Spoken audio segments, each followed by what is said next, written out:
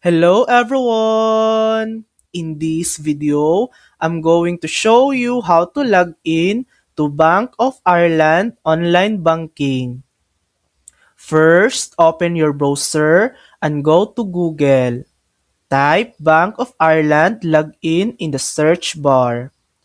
Once the results appear, click on the official Bank of Ireland website. Next, choose the login option at the top of the page. If you're using 365 Online or Business Online, select the option that applies to you. On the login page, you'll see fields for your username and security details.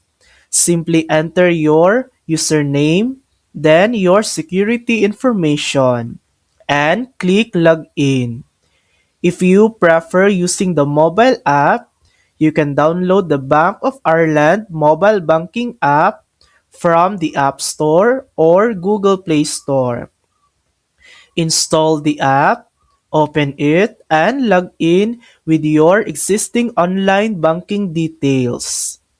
And that's it.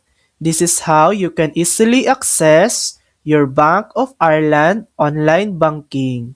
Thanks for watching!